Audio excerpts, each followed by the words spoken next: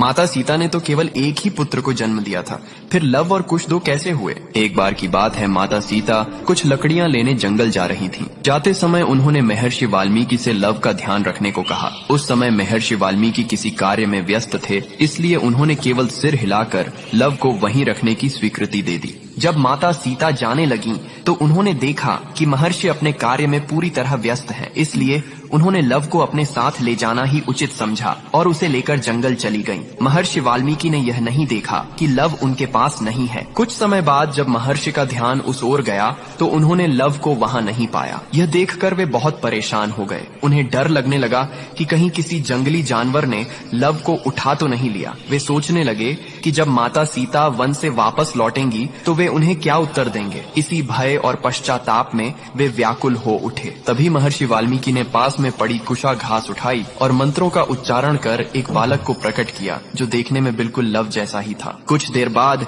जब माता सीता वन से लौट कर आईं, तो महर्षि ने देखा कि उनके हाथ में लव पहले से ही मौजूद है। यह देखकर वे आश्चर्यचकित रह गए, लेकिन माता सीता उस दूसरे बालक को देखकर अत्यंत प्रसन्न हुई, क्योंकि वह बालक कुशा से उत्पन्न हुआ था, इसलिए उसका नाम कुश रखा गया।